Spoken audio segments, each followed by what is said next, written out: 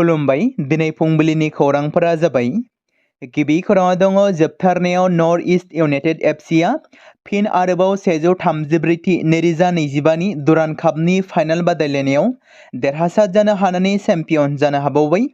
मैया कलकातानि विवेकानन्द युवा स्टेडियामाव new एफसीआ DHFC थामहिनबा डायमन्ड हार्बार एफसीनि हेंथायै फाइनाल बादायलायदोंमोन। जाय बादायलायनायाव डायमन्ड हार्बारखौ नर्थ इस्ट इउनाइटेड एफसीआ 6 गल सोनानै फेजेनो। बेराफारसेथिं DHFCआ नर्थ इस्टखौ 1 गल सोनो हायो। मख'नो गोनांदि थांनाय 2024 मायथाइयावबो नर्थ इस्ट इउनाइटेड एफसीआ फाइनाल गेलेनायाव थामहिनबा दुरान कापनि फाइनालाव चेम्पियन जानो हादोंमोन आरो बे बारावबो फिन चेम्पियन जानो हानानै गासै सा सानजाखौ गोग्गानाय आरो गासै हादोरनि सिङावनो गोग्गानाय लाबोनो हादों नर्थ इस्टआ।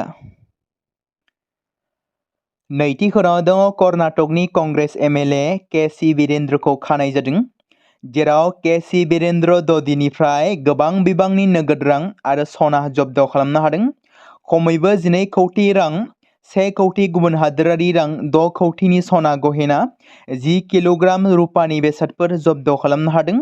बेजों लोगोसे गुबुन गुबुन हादोरनि केसिन', क्रेडिट कार्ड आरो गुबुन गुबुन बेंकनि फोरमान बिलाइफोर, गुबुन गुबुन हादोरफोरनि लाक्जारि हटेलफोराव सोद्रोमानि फोरमान बिलाइफोर जब्द खालामदों। कंग्रेसनि MLAआ जाख्ल'नायनि गेजेरजों धोन बुथुमगासिनो दंमोन होनना सुलुङाव फोरमायदों आरो गोबाव समनिफ्राय बिथाङा बेबादिनो फालांगि खालामनानै माखासे रांफोरखौ बुथुमदोंमोन, जेराव बिथाङा दायो कर्नाटक पुलिसनि आखायाव गोग्लैयो आरो बिथांखौ दासिम नायबिजिरनायखौ खालामगासिनो दं होनना फोरमायदों। थामथि खौराङाव दङ आसामनि गिबि मन्थ्रिखौ हमनांगौनि दाबि खालामनाय जमियत उलेमा हिन्दनि बेरेखा दोलोनि आफादफोरा हेंथा सोमावसारदों। असमिया इयुथ फरामआ जमियत उलेमा हिन्द आरो मौलाना मोहम्मद मदिनि बेरेखायै गारां दिखांदों। रायजोनि दोलो आफादफोरा जमियत उलेमा हिन्द आरो मौलाना मोहम्मद मदनीजों खालामजानाय गिबि मन्थ्रिखौ बोखारनाय आरो खानायनि दाबिफोरखौ हेंथा होनानै सोमावसारदों। असमिया इयुथ फरामआ सनिबाराव एबा मैया आमगुरियाव जमियत उलेमा हिन्द आरो मौलाना मोहम्मद मदनीनि बेरेखायै गोख्रों सोमावसारनाय हाबाफारि लादों।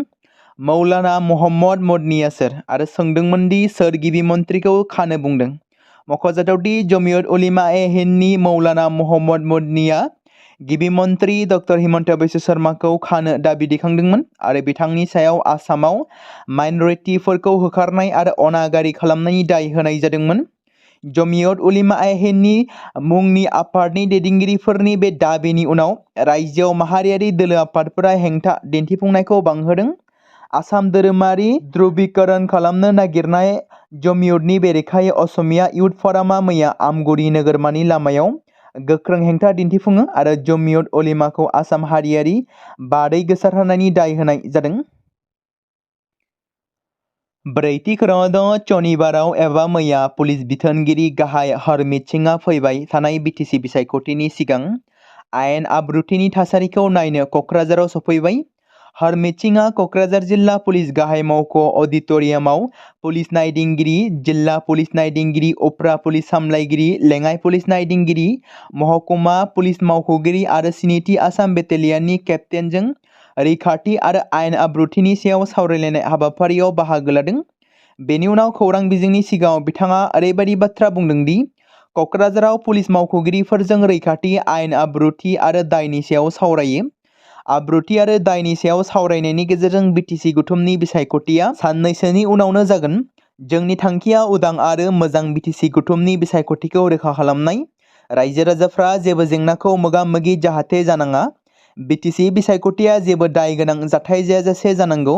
हरमित सिंहआ बेखौबो बुंदोंमोन दि जायखिजाया गिदिर जाथाय जानायनिफ्राय होबथानो थाखाय पुलिसआ जायखिजाया गाज्रि आखुआव लोब्बा थानाय जायखिजाया सुबुंनि बेरेखायै राहा लागोन होननानै बाथ्रा बुंदों।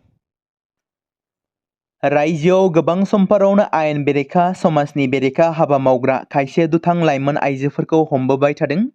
थांनाय माखासे दान सिगाङावबो जेरैबादि क'क्राझार, चिरां, बङाइगावनि माखासे इउनिसेक्स पार्लार आरो सेलुनफोराव मोनसे स्रोद सुलुंनि सायाव बिथा खालामखांनानै संदाननायनि गेजेरजों गोबां फालांगिरिफोरखौ हमनो हादोंमोन।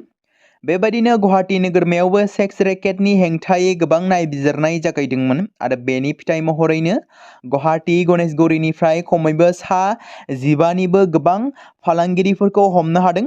बेबायदिनो आसामनि अनगायैबो गुबुन रायजोआवबो नायबिजिरनायखौ जागायदों पुलिस फारसेनिफ्राय, जेराव उत्तर प्रदेशनि पुलिसनि गोख्रों सेक्स रेकेटनि नायबिजिरनाय बायदियै पुलिसा गासै एस्पा सेन्टाराव 4 सेंग्राफोर आरो सा 15 हिन्जावसाफोरखौ एरेस्ट खालामनो हादों। मख'नो गोनां बाथ्रा दि उत्तर प्रदेशनि वाराणसि आरो मथुरा ओनसोलाव थानाय एस्पा सेन्टाराव थांनाय सानखालि पुलिसा सेक्स रेकेटनि खौरांनि सायाव बिथा खालामनानै नायबिजिरनाय लेखायै 4 सेंग्रा आरो सा 15 लाइमोनफोरखौ एरेस्ट खालामनो हानायाव जाफुंसार जानो हादों।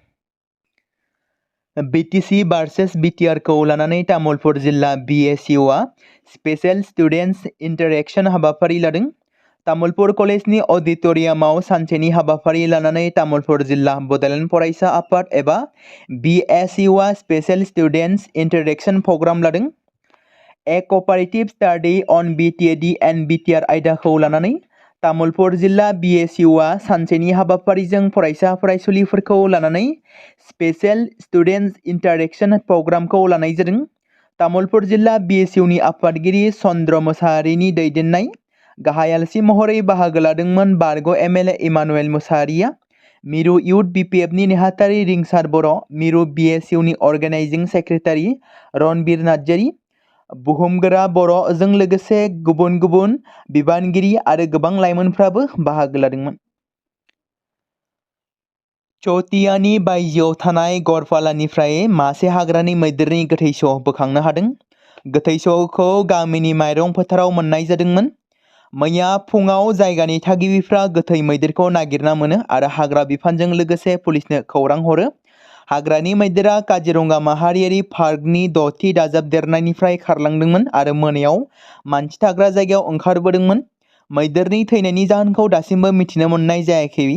मख'नो गोनांदि साननैसो सिगां चौटियानि खोला बाहागोनि बकाबिलाव मासे हाग्रानि मैदेरनि आरोबाव मासे फिसा थैनाय मोननाय जादोंमोन। बेनि उनाव हाग्रा बिफान आरो देहा फाहामग्रा डक्टरफोरनि नायबिजिरनायनि उनावसो हाग्रानि मैदेरनि थैनायनि जाहोनखौ सोराङाव फैगोन होननानै आसा खालामदों।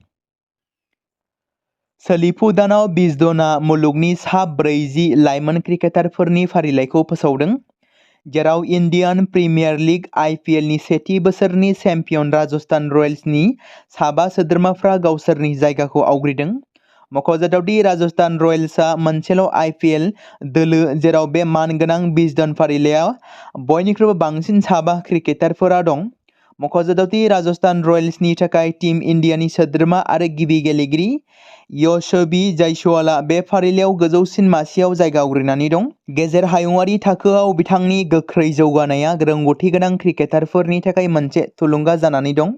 बिथांजों लोगोसे टीम इन्डियानि गुबुन सासे सोद्रोमा लाइमोन क्रिकेटार रियान पराग, जाय चंजू चैम्पियन्सनि गैयैयाव थांनाय आइपिएलआव राजस्थान रयेल्सखौ दैदेनदोंमोन।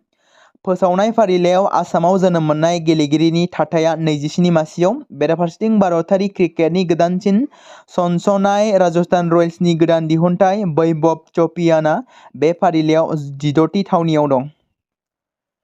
हादोरनि रैखाथि मन्त्रि राजनाथ सिंहआ शुक्रबारखालि गोदान दिल्लीयाव मोनसे हाबाफारियाव बुंदोंमोन दि सोलिफु रांखान्थियारि बोसोराव भारतनि रैखाथि बायनाया 2 लाख कौटि रांनि बांसिन जागोन, जेराव नखरारि कम्पानिफोरनि थाखाय रैखाथि बाजेटनि 75% थि खालामनाय जादों।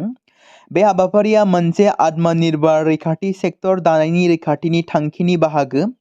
Economic times world leaders forum 2025 आव defence diplomacy and deterrence shaping India strategic horizons आयदायाव बिथाङा बिबुंथि लाखिनानै मख'दोंमोन दि आथिखालनि रैखाथि बाजेटआ 6.21 लाख कौटि रां आरो अपारेशन सिन्दुरनि उनाव आरोबाव बांबावनायनि आसा दं होनना बिथाङा बुंदों। दुलाराय बाथौ गौथुमा सानजा तामुलपुर जिल्लानि सिङाव थानाय दौरिफोरनो 10,000 रांनि चेक राननानै होदों। प्रमद बर' दैदेननाय बिटिआर सोरखारा राननानै होनाय अनसुंथाइ होनाय बिथांखिनि गेजेरजों दौरिफोरनि मुङाव सफैनाय 10,000 रांनि चेकखौ गरेस्वर बियाबा बाथौ थानसालियाव दुलाराय बाथौ गौथुमा सानजा तामुलपुर जिल्लानि सिङाव थानाय दौरिफोरनो राननानै होदों। सानजा तामुलपुर जिल्लानि सिङाव थानाय गरेस्वर बियाब दुलाराय बाथौ गौथुमनिफ्राय सा 26 दौरि आसारिफोरनो 10,000 रांनि चेकखौ गथायनानै होयो। मख'नो गोनांदि मोनसे हाबाफारियाव बाहागो लायो 30 नं गरेस्वर बियाबनि MCLA पबित्र कुमार बर', दुलाराय बाथौ गुथुमनि आफादगिरि सभाराम बसुमतारी, गाहाय नेहाथारि गणेश दैमारी बिथांमोना बाहागो लायो आरो 10,000 रांनि चेक मोनगिरि दौरिफोरा बिटिआर सोरखारनि बेबायदि अनसुंथाइ होनायखौ गोजोननाय फोरमायदों। गोबां समफोरावनो बर' सावथुन मुलुगनि सावथुन दिहुनगिरि, डिरेक्टर, प्रडिउसार आरो फावखुंगुर गासैबो राजखान्थिनि फोथाराव फैनायखौ नुनो मोन्दों। बेनि गेजेराव मोनसे खोथाखौ नोंथांमोननि गेजेराव फोरमायनो लादों, जेराव दिनैनि दिनाव बर' सावथुन मुलुगनि महरगिरि, दैदेनगिरि, देंखोगिरि आरो गोबां टेलेन्टेड आर्टिस्टफोरानो जायाथों मानो रायजो राजाफोरजों बयजोंबो मोजां मोनजायो, जेराव गावनि स्किल, गावनि एक्टिं, गावनि टेलेन्टनि थाखाय। नाथाय बिथांमोना गावसोरनि रायजो राजाफोरजों मोजां मोनजानाय, अनसायजानायखौ खोमानानै लानो सानगासिनो नामा? एबा खोमानानै लानो सानदों नामा? दिनैनि दिनाव सोरबा BPF, सोरबा UPPL दोलोआव जइनिं जानायफोरखौ नुनो मोनगासिनो। नाथाय बिथांमोना जाय पजिशनाव दं, जाय थासारियाव दं, जाय सावथुन मुलुगाव दङ, बिथांमोना बे मुलुगावनो थाबाय थाथों। बिथांमोना राजखान्थि फोथाराव फैनानै रायजो राजाफोरजों मुगैजानाय हाबाखौ दा मावथों। मानोना सोरबा सावथुन मुलुगनि मुंदांखा देंखोगिरियानो जायाथों, सोरबा फावखुंगुरानो जाथों, बिथांमोना बबेबा मोनसे पार्टियाव जइनिं जाहैब्ला बै पार्टिनि रायजो राजाफोराल' बिथांमोनखौ अनसायगोन। नाथाय बेरेखा दोलोनि सुबुंफोरा माब्लाबाबो बिथांमोनखौ अनसायनाय नङा। बेनिखायनो बर' रायजो राजाफोरजों गासैजोंबो मोजां मोनजानो थाखाय बिथांमोना गेजेरावनो थानांगोन, अब्लासो मदद मोनगोन। बेबायदिनो आरोबाव बर' सावथुन मुलुगनि कमेडियान आर्टिस्ट लोगोसे सिंगार प्रेक्टिकेल बसुमतारीया प्रमद बर'नि दैदेननाय UPPL दोलोआव जगदान जाबाय एबा जइनिं जानायखौ नुनो मोन्दों। बड'लेण्ड दाबिनि सोमावसारनायाव गफुर हालामनि रायजो राजाफोरा जोबथा दुखु दाहा खस्थ' सैनांनायाव गोबां दुखु दंमोन। नाथाय बिटिआर गोरोबथानि गेजेरजों बिटिआरनि CM प्रमद बर'नि दैदेननायाव गफुर हालामाबो बिटिआरआव हाबबाय। बेनि थाखाय जोंहा गोजोननाय दं। जाय खामानिखौ BPF सोरखारा 17 बोसोराव हायाखै, बिटिआर सोरखारा 4 खावसे बोसोरावनो हा होनो हादोंब्ला 17 आरो 18 बोसोर थांबावब्ला बेसेबां जौगाथायनि खामानि मावनो हाबावगौमोन प्रमद बर' बिथांनि दैदेननाय बिटिआर सोरखारा। बेबादिनो बर' हारिनि जौगाथायनि सार्थआव बिटिआर गोरोबथानि आद्रा थानाय खामानिफोरखौ मावफुंजोबनो हानायनि थाखाय गफुर हालामनि थागिबिया गहपुर, सनितपुर आरो बिश्वनाथ हालामनि रायजो राजाफोरखौ बे खेबावबो UPPL दोलोनो भट होनानै देरहासार खालामनो थाखाय खावलायदों। गफुर हालामनि सासे सांग्रां सुबुङा। उत्तराखंडनि चाम'ली जिल्लायाव फिन हा गिसिखानाय जाथाय जादों। शुक्रबारनि मोनायाव जानाय बे गिख्रंथाव मिथिंगायारि खैफोदा ताराली हाथाइ, कटद्वीप, ताराली तहसिल ओनसोलजों लोगोसे सेपाइन आरो सागवार ओनसोलाव गोबां खहा खालामदों। हा गिसिखानायनि जाहोनाव गोबां न'फोर आरो गोबां गलाफोरा दाखोर दालाजों फबसिनजादों।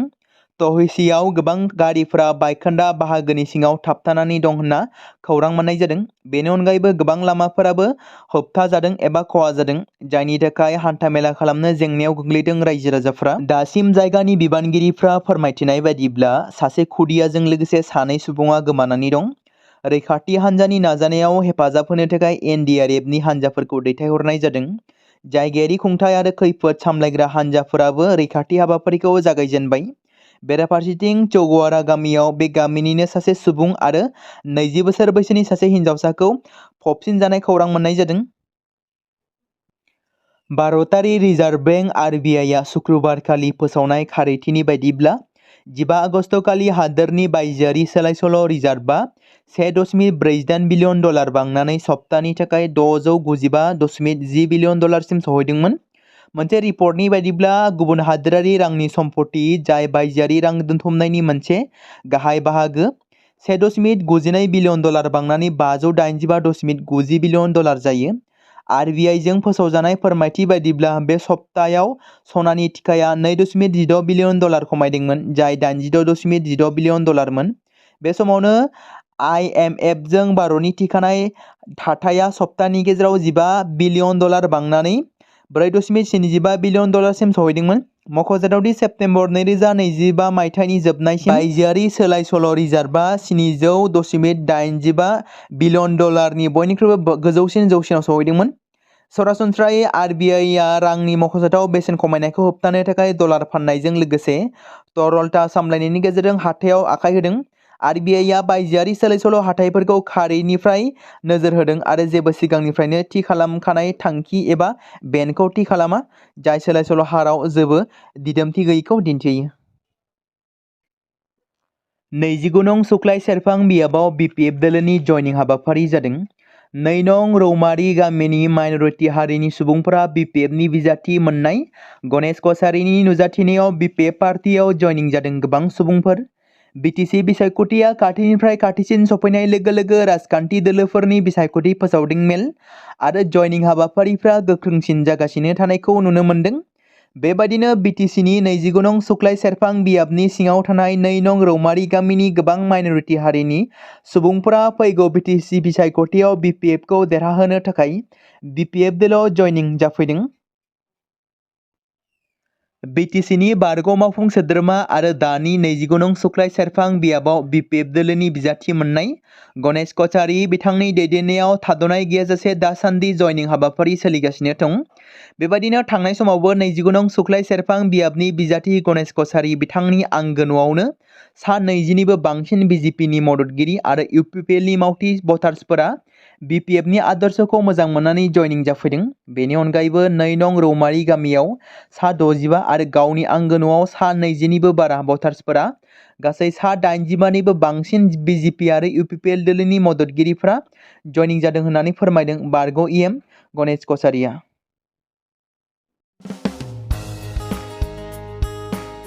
बे समाव मोनसे गोनां फोसावथाय बर' सावथुन नायनानै मोजां मोनग्रा गासै बर' रायजो राजाफोरनि गेजेराव लानानै फैदों मोनसे बर'नि OTT प्लेटफर्म गोनां, जाय प्लेटफर्मनि गेजेरजों नोंथांमोना बर'नि गोदान गोजाम सावथुनफोरखौ नुनो मोनगोन। थांनाय माखासे बोसोर सिगां बर'नि गेजेराव लानानै फैनाय निउबो एप बायदिनो फिन आरोबाव लानानै फैदों बर' रायजो राजाफोरनि थाखाय। बे बाथ्राखौ मख'नाया गोनांदि 2025 मायथाइनि जानुवारि दानाव ओंखारनाय आंगो स्ट्रिम मुंनि मोनसे OTT प्लेटफर्म गोनां निउबो एपनि गेजेरजों नोंथांमोना गोबांथार बर'नि सावथुनफोर जेरै ट्रेजेडि, रमान्टिक, एक्शन आरो कमेडिजों बुंफबनाय सावथुनफोरखौ नुनो मोनगोन। जेरै सनानि नखर, थांखि गैयै समाज, अनसुला आफा, हिर', बिमा बायदि बाजै, अर, थैसाम, वान्टेड, संदान आरो रं नाम्बार बायदि सावथुनफोरा मख'जाथाव। बेफोर सावथुनफोरखौ नायनो थाखाय नोंथांमोना गिबियावनो आंगो स्ट्रिम एपखौ गाव गावनि मबाइलाव थानाय प्ले स्ट'रनिफ्राय डाउनल'ड खालामनानै लोगोसे इनस्टल खालामनानै गावनि मबाइल नाम्बारजों लगइन खालामनानै लाग्रोनांगोन। बेनि उनाव नोंथांमोना गोबांथार नुनो मोनै सावथुनफोरखौ गुगोल पे, फन पे आरो पेटिएमजों रं नाम्बार सावथुनखौ नायनो थाखाय 60 रां आरो संदान सावथुनखौ नायनो थाखाय 80 रां, वान्टेड सावथुनखौ नायनो थाखाय 60 रां, थैसाम सावथुनखौ नायनो थाखाय 60 रां बेबायदिनो गोबांथार नुनो मोनै सावथुनफोरखौ नायनो थाखाय सुबिदा खालामनानै होदों आंगो स्ट्रिम प्लेटफर्मा। फिन नोंथांमोननि गेजेराव फोरमायबावनो लादों बर' सावथुन नायनानै मोजां मोनग्रा गासै बर' रायजो राजाफोरनि गेजेराव लानानै फैदों मोनसे बर'नि OTT प्लेटफर्म गोनां, जाय प्लेटफर्मनि गेजेरजों नोंथांमोना बर'नि नुनो मोनै सावथुनफोर जेराव गोदान गोजाम सावथुनफोरखौ नुनो मोनगोन। बे बाथ्राखौ मख'नाया गोनांदि 2025 मायथाइनि जानुवारि दानाव दिहुनजानाय आंगो स्ट्रिम मुंनि मोनसे OTT प्लेटफर्म गोनां एपनि गेजेरजों नोंथांमोना गोबांथार बर'नि ट्रेजेडि, रमान्टिक, एक्शन आरो कमेडिजों बुंफबनाय सावथुनफोरखौ नुनो मोनगोन। जेरै रं नाम्बार, संदान, वान्टेड, थैसाम, अर, बिमा बायदि बाजै, हिर', अनसुला आफा, थांखि गैयै समाज, सनानि नखर बायदि बायदि सावथुनफ्रा मख'जाथाव। बेफोर सावथुनफोरखौ नायनो थाखाय नोंथांमोना गिबियावनो आंगो स्ट्रिम एपखौ गाव गावनि मबाइलाव थाखानाय प्ले स्ट'रनिफ्राय इनस्टल खालामनानै गावनि मबाइल नाम्बारजों लगइन खालामखांनायनि उनाव नोंथांमोना गोबांथार नुनो मोनै सावथुनफोरखौ गुगोल पे, फन पे आरो पेटिएमजों रं नाम्बार सावथुनखौ नायनो थाखाय 60 रां, संदान सावथुनखौ नायनो थाखाय 80 रां, वान्टेड सावथुनखौ नायनो थाखाय 60 रां, थैसाम सावथुनखौ नायनो थाखाय 60 रां बेफोरबायदिनो अर सावथुनखौ नायनो थाखाय 60 रां पे खालामनांगोन। बेबायदिनो गोबांथार नुनो मोनै बर' सावथुनफोरखौ नायनो थाखाय सुबिदा खालामनानै होदों आंगो स्ट्रिम प्लेटफर्मा।